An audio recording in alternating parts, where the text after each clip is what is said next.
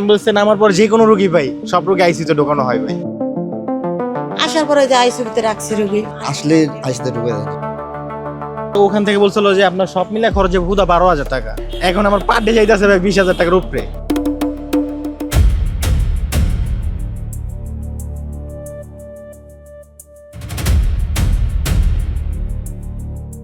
দেশের সবচেয়ে বড় ও ব্যস্ততম সরকারি হাসপাতাল ঢাকা মেডিকেল কলেজ। জীবন বাঁচানো শেষ আশা নিয়ে প্রতিদিন দেশের নানা প্রান্ত থেকে এখানে ছুটে আসেন হাজারো রোগী ও তাদের স্বজনরা। কিন্তু সেই ভরসার হাসপাতাল ঘিরেই তৎপর হয়ে উঠেছে চিকিৎসার নামে বাণিজ্য চক্র। মুমূর্ষু রোগী নিয়ে স্বজনদের উৎকণ্ঠা আর আইসিইউ সংকটকে পুঁজি করে বেশ কিছু দালাল সক্রিয় রয়েছে। কমিশনের বিনিময়ে সরকারি হাসপাতাল থেকে এরা রোগী ভাগিয়ে নিয়ে যায় কিছু প্রাইভেট হাসপাতালে। নাইলে এই হসপিটালে একটা পেশেন্টও দালাল ছাড়া আসে নাই, সব পেশেন্ট দালালের মাধ্যমে আসছে। এই আপনারা কি দালালের মাধ্যমে আসছেন? জি, আমরা দালালের মাধ্যমে আসছি। প্রতিদিন সকাল থেকে ঢাকা মেডিকেলের ইমার্জেন্সি সহ গুরুত্বপূর্ণ পয়েন্টগুলোতে অবস্থান নেয় দালালরা। এভাবেই কোটি কোটি মানুষের ঘরে দেশ জুড়ে ফ্রিজ একটাই, ওয়ালটন। কোন রোগী এলেই তার স্বজনদের ফাঁদে ফেলতে শুরু হয় নানা কায়দা। সরকারি হাসপাতালে আইসিইউ সংকট, জরুরি ভিত্তিতে চিকিৎসা না পাওয়ার সংখ্যা কিংবা তাৎক্ষণিকভাবে আইসিইউ না পেলে রোগী মারা যেতে পারে, এসব ভয় দেখাতে থাকে তারা। এভাবে আতঙ্কিত করে সুযোগ বুঝে রোগীকে বেসরকারি হাসপাতালে নিয়ে যাওয়ার পরামর্শ দেয় দালালরা। ভোর 4টায় আসি বাংলাদেশ ঢাকা মেডিকেলের। ওখানে আসার পর আমরা বলি যে আমাদের এই সমস্যা, মানে বুকে ব্যথা, বুকের থেকে হাতে চলে আসে।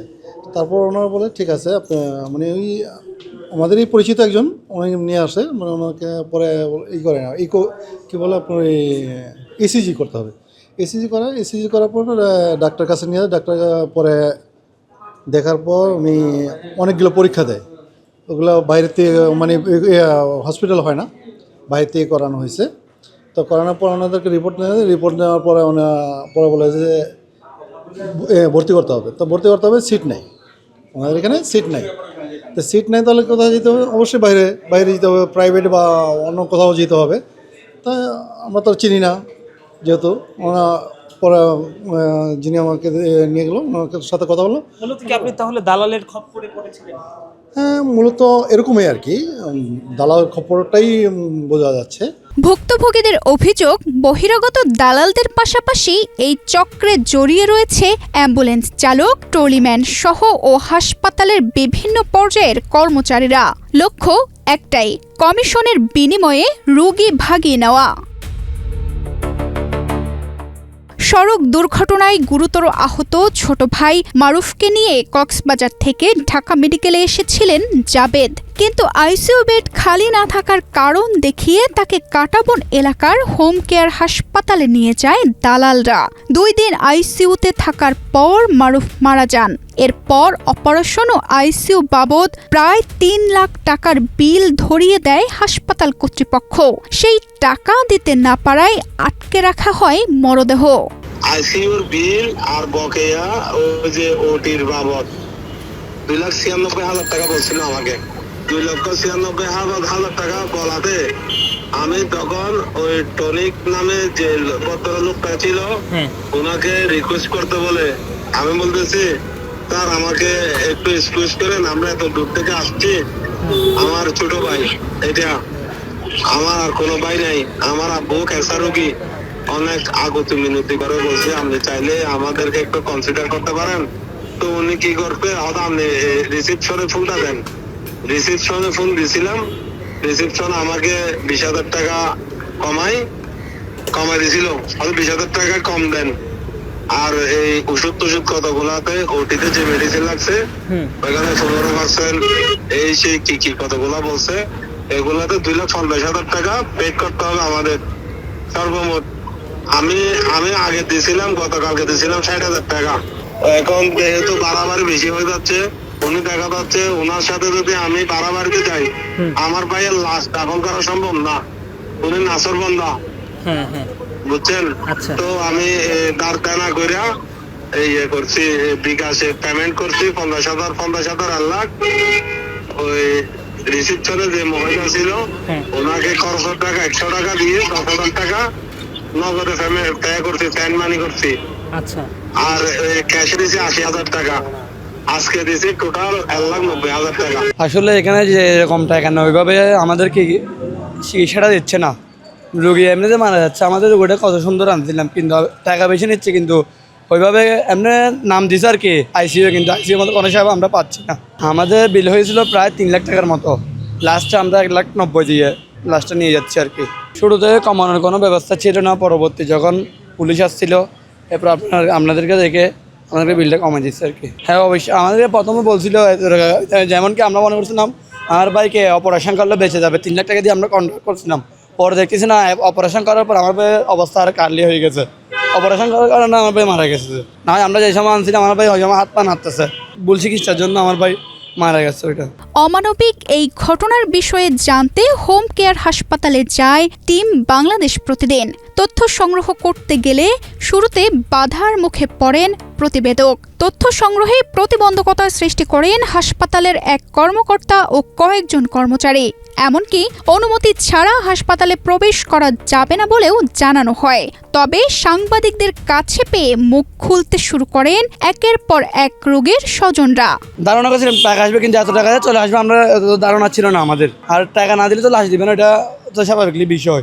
প্রথম তাই ওনাদের কথা অনুযায়ী বোঝা যাচ্ছে, আমরা অনুরোধ করি না প্রথমে, যেহেতু কথা বলে কোনো কাজ হবে না তার জন্য একেবারে পুলিশে নিয়ে কথা বলছি আর কি। তাদের ভাষ্য, ঢাকা মেডিকেল থেকে আসা রোগীদের বড় একটি অংশই দালাল চক্রের মাধ্যমে এই হাসপাতালে ভর্তি হয়েছেন। অনেকেই জানতেন না এই চিকিৎসা ব্যয়ের প্রকৃত চিত্র সম্পর্কে। রোগীর স্বজনদের অভিযোগ, শুরুতে অল্প খরচে উন্নত চিকিৎসার আশ্বাস দেয় এই হাসপাতালের লোকজন, কিন্তু ভর্তি হওয়ার পর বাড়তে থাকে বিলের পরিমাণ, যা অনেকের পক্ষেই বহন করা অসম্ভব। গাজীপুর থেকে আসা গার্মেন্টস কর্মী হাসমত আলীর অভিযোগ, ঢাকা মেডিকেলের এক দালালের মাধ্যমে ছেলেকে এই হাসপাতালে ভর্তি করেন তিনি। কম খরচে চিকিৎসার আশ্বাস পেলেও কয়েকদিনের মধ্যেই তার হাতে ধরিয়ে দেওয়া হয় 1.5 লক্ষ টাকারও বেশি বিল। উনি আইসা ভর্তি করা পরে আমাদের বাসায় ফোন দিছে পরে আমরা আসলাম, আইসা দেখে রুগী ভর্তি আছে এখনো। হিসাবে দালালের মাধ্যমে, নাহলে আপনার ঢাকা মেডিকেল তো অবশ্যই লোক তাবো 4 লোকের নিয়ে কাজ করবো, ওনারা ওখান থেকে এই জায়গায় পাঠায় যায় রুগী। তো এটা কি মনে হইতেছে আপনার বলেন? ওনাদের তো উচিত ওই জায়গায় মেডিকেলে ভর্তি করাটা, তাই না?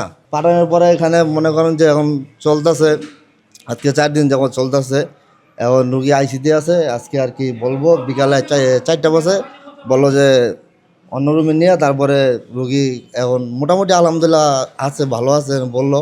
আমরা একটু কথা বলছি, হ্যাঁ আসলে আইসিতে ঢুকে দেন। প্রত্যেক রুগী বলতে অনেক আছে, আরও লোক আছে, ওনাদেরকে জিজ্ঞেস করেন, আমিও দেখলাম যে আর কি। একই অভিযোগ করেন টঙ্গী থেকে আসা হালিমা। অসুস্থ নানিকে নিয়ে ঢাকা মেডিকেলে গেলে পরে দালালের পরামর্শে চলে আসেন এই হাসপাতালে। ঢাকা মেডিকেল গেছি, তখন বলছে যে আইসিইউ খালি নেই কা। তাই একটা দালাল বলতেছে যে 10,000 টাকা, 5 থেকে 10,000 টাকা যাইবো, এমন একটা ইয়া দিয়ে আমি ওইখানে যান। পরে এই জায়গা আর কত 1.5 লাখ টাকার উপরে গেছে। আসার পরে যে আইসিইউতে রাখছি রুগী, লাইফ সাপোর্টে এখন তুই আছে। প্রতিদিন কত টাকা দিচ্ছে? 20,000 টাকা। ওখান থেকে দালাল বলছে কত? 5 থেকে 10,000 টাকা যাইবো, এর ভিতরে প্রতিদিন না, মানে সব মিলে এটা যাইবো আর কি, এটা বলছে। শনিবার থেকে আমরা এই জায়গায়। ঢাকা মেডিকেলে কি আনার সাথে সাথে এখানে পাঠিয়ে দিছে? হ্যাঁ, এখানে নিয়ে আইছে। এখানে নিয়ে আইছি। ঢাকা মেডিকেলে কোনো ট্রিটমেন্ট হয় না। অন্যদিকে সড়ক দুর্ঘটনায় আহত বাবাকে নিয়ে ঢাকা মেডিকেলে আসা মিরাজের গল্প প্রায় একই। অল্প খরচে চিকিৎসার আশ্বাস পেলেও পরে সামলাতে হয়েছে ব্যয়বহুল চিকিৎসা। অ্যাম্বুলেন্সে নামার পর যে কোনো রোগী ভাই, সব রোগী আইসিইউতে ঢোকানো হয় ভাই, অন্য কোনো বেডে না, সব রোগী আইসিইউ ডাইরেক্ট। তাদের ব্যবসা? জি আইসিইউতে ব্যবসা তাদের মূল। আসার আগে ফার্স্টে ওখান থেকে বলছিল যে আপনার সব মিলে খরচ হবে 12,000 টাকা। এখন আমার পার ডে যাইতেছে ভাই 20,000 টাকার উপরে। তারপর তো আবার মেডিসিন আছে, মেডিসিন যাই 10,000 টাকার মতন পার ডে। তারপর টেস্ট আছে, টেস্টের বিল আলাদা, টেস্টও যাইতেছে দৈনিক 7-8 হাজার টাকার মতন শুধু টেস্টে। একটু প্রশ্ন রাখতে চাই, অনেক দর্শক আমাদের জিজ্ঞেস করতে পারে যে রোগীর অ্যাটেন্ডেন্সের বক্তব্য হাসপাতালের বাহিরে কেন? আমার সন্দেহ, যদি আমি আপনাদের সাথে কথা বলি, যদি রোগীকে আমার কাছে না, আমার সাথে না পারলে যদি আমার রোগীর কিছু বলে, এই জন্য আমি বাইরে বক্তব্য দিতে রাজি হয়েছি। দালালদের মাধ্যমে রোগী ভাগিয়ে আনা, অতিরিক্ত বিল সহ রোগীর স্বজনদের নানা অভিযোগ সম্পর্কে জানতে চাইলে সবকিছু অস্বীকার করেন হাসপাতাল কর্তৃপক্ষ। রোগী ভর্তির আগেই সম্ভাব্য ব্যয় সম্পর্কে ধারণা দেওয়া হয় বলে দাবি তাদের, যদিও ক্যামেরার সামনে কথা বলতে রাজি নন কেউ। ঢাকা মেডিকেল কলেজ হাসপাতাল থেকে রোগী ভাগিয়ে নেওয়ার অভিযোগ নতুন নয়। বিভিন্ন সময়ে অভিযান চালানো হলেও অসাধু এই চক্রটি এখনও সক্রিয়। দালালদের ফাঁদে পড়ে প্রতারিত রোগী ও তাদের স্বজনদের অভিযোগ খতিয়ে দেখে কার্যকর ব্যবস্থা নিলে হয়তো চিকিৎসার শেষ আশ্রয়স্থলকে ঘিরে গড়ে ওঠা এসব নেতিবাচক প্রবণতার লাগাম টানা সম্ভব হবে। তানজিদা রহমান, ইনায়া, বাংলাদেশ প্রতিদিন।